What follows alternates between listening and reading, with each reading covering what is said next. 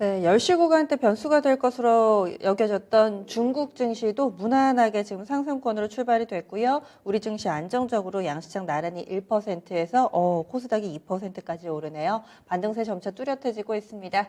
그러면요, 빅픽처로 큰 그림 멀리서 시장 한번 조명해 보겠습니다. 함께 해주실 분 유한타증권의 우경택 부장입니다. 안녕하세요. 네, 안녕하십니까. 네, 오늘 이야기 나눌 주제입니다.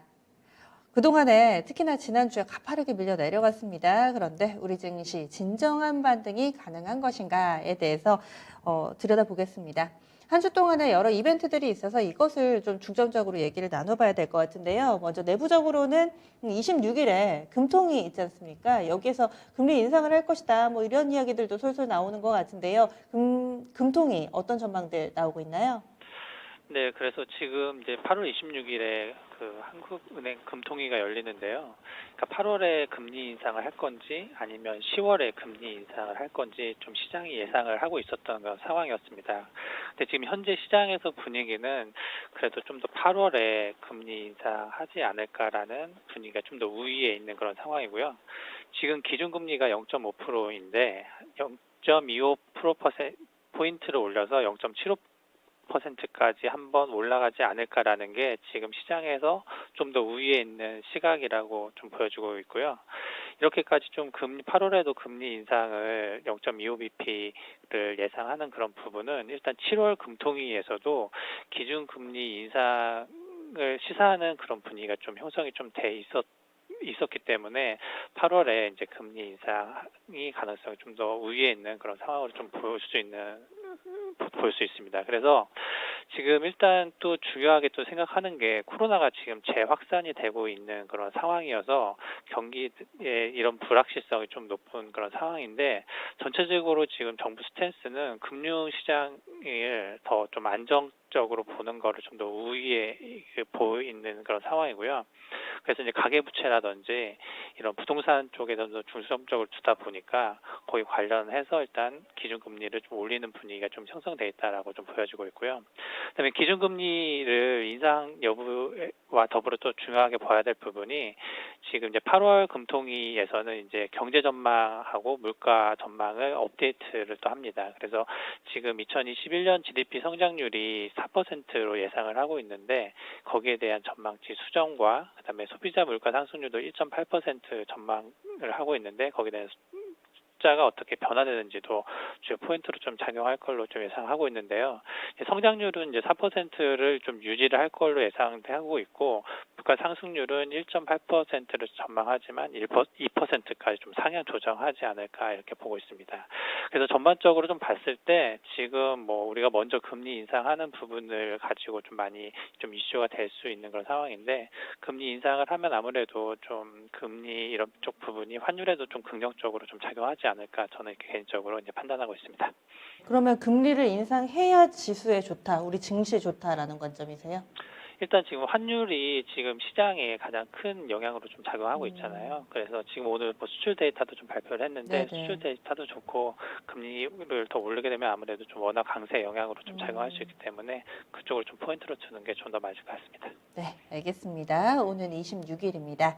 이번에는 미국으로 좀 눈을 돌려볼게요. 26일부터 28일까지 우리 금통이 끝나고 나서부터 미국에서는 잭슨홀 미팅 일정이 또 들어가 이 부분이 어떤 내용을 다룰 것인가 또 관심사입니다.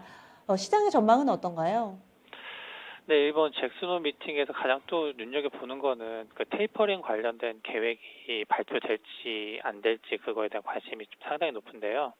일단 8월 26일에서 28일 뭐 비대면으로 좀 진행할 예정으로 좀 알려졌습니다.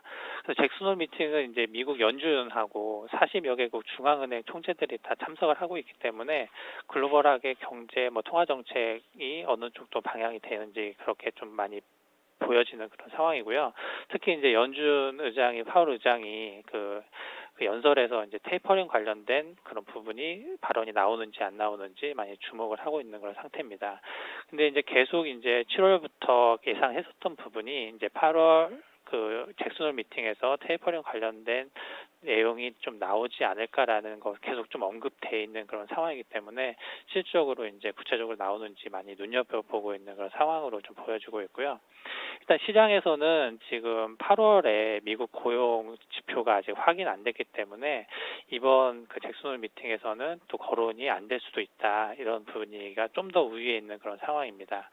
그리고 전체적으로 봤을 때는 지금 7월 미국 FOMC 의사록에서 그 대다수의 연준 위원들이 그 경기가 전반적으로 개선이 되면 연내 테이퍼링이 적절하다고 발언을 했기 때문에 이제 지난주부터 그 테이퍼링이 거의 좀 가셔됐다고 많이 이슈가 되면서 이제 증시가 조정을 보였는데, 일단 지금 8월 고용 지표가 나오지 않은 상황에서 그 잭슨홀 미팅에서 그 테이퍼링 언급하는 거는 조금 무리수가 있지 않나, 이렇게 좀 일단 보고 있고요.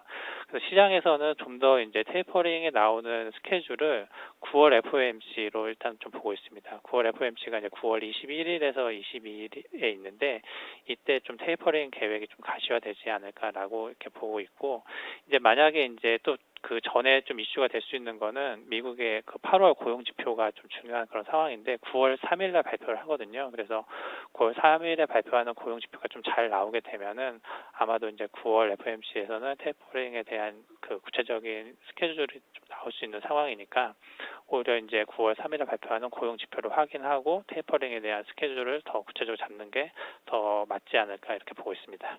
시장에서 예상하는 시나리오는 그러면 우리나라에서 먼저 금리를 올리고 8월에 올리고 그리고 나서 테이퍼링에서에 대해서 잭슨홀 미팅이 아닌 9월 달에 얘기가 나온다면은 그래도 예상 시나리오 범위 안에 들어가는 거죠. 이게 가장 네네. 시장의 긍정적인 시나리오인 거죠. 네네, 맞습니다. 네.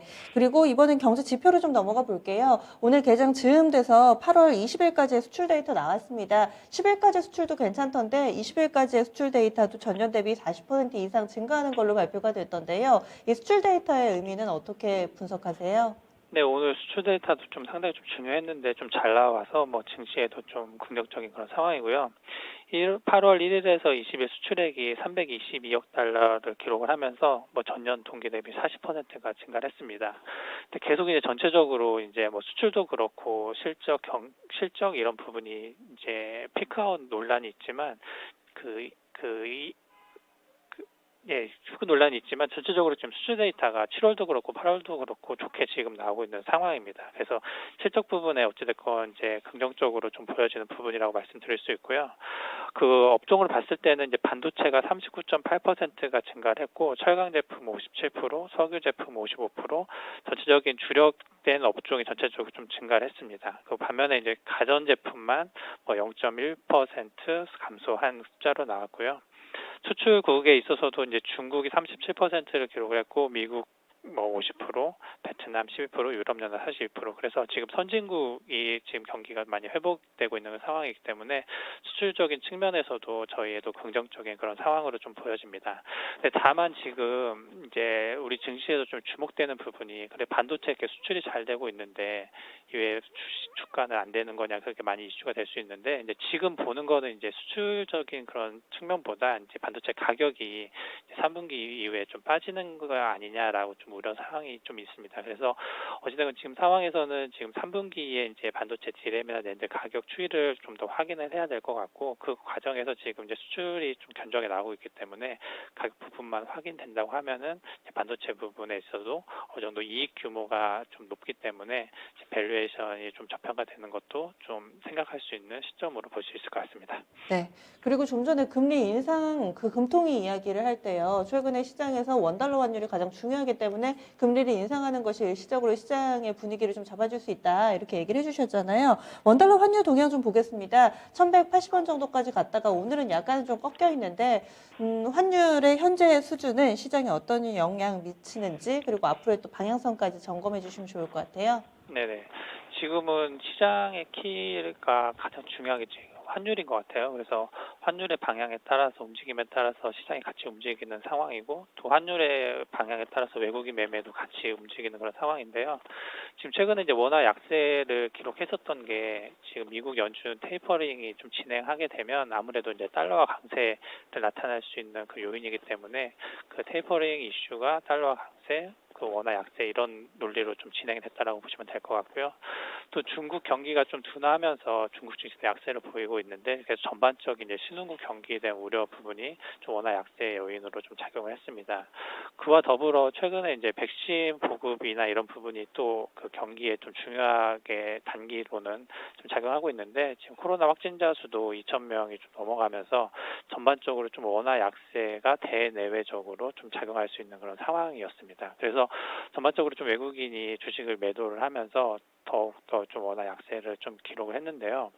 일단은 만약에 이제 추가적으로 이제 그 원화 약세가 추가 진행되면 뭐 1,200원까지 또 오를 수도 있다라는 전망이 있긴 한데 지금 전체적으로 오늘 좀 원화 강세가 좀 전환을 했기 때문에 어느 정도 좀 그 추가적인 오버슈팅보다는 좀 안정적인 움직임이 좀 예상할 거로 좀 예상하고 있고요. 전체적인 방향은 이제 9월까지는 3분기는 테이퍼링 일정에 따라서 그 원화 환율도 같이 좀 변동돼서 좀 움직일 수 있기 때문에 9월까지는 좀 변동성이 좀 그 이어질 수 있는 그런 상황으로 좀 보시면 될 것 같고요. 테이퍼링이 이제 구체적인 시기나 이런 게 결정이 되면 그때부터는 그 동안에 좀 강세를 보였던 달러와 좀 어느 정도 좀 둔화를 할 걸로 예상이 되고 있기 때문에 이제 4분기부터는 좀 원화 강세가 좀 이어지지 않을까 이렇게 좀 보고 있습니다. 그래서 지금 구체적인 그 스케줄도 달러하고 원화하고 움직임도 그 미국의 테이퍼링 스케줄에 따라서 좀 변동될 수 있는 그런 상황으로 좀 보여지는 게 좀 맞을 것 같습니다. 네. 그러면 오늘의 큰 그림 그려주세요. 네, 오늘 지금 지수가 코스피 기준으로 했을 때 200일선까지 좀 밀려 있었는데 다행히도 오늘 반등을 했기 때문에 200일선 3,050선이 좀 지지가 됐기 때문에 지수에 대한 반등 흐름이 좀 이어질 걸로 좀 예상을 하고 있고요. 특히 또 중요하게 그 봤었던 부분이 원달러 환율인데 또 오늘 좀 강세 쪽 분위기로 좀 전환했기 때문에 또 외국인도 계속 매도하다가 오늘은 거래소 시장에서 뭐 순매수로 전환했고 코스닥 시장은 지금 800억 정도로 좀 매수를 하고 있습니다. 그래서 전체적으로 그동안에 우려했었던 부분이 좀 완화되면서 오늘 같은 경우는 좀 증시에 긍정적인 흐름이 좀 예상이 되고 있는 그런 상황입니다. 네, 알겠습니다. 자세한 말씀 고맙습니다. 네, 감사합니다.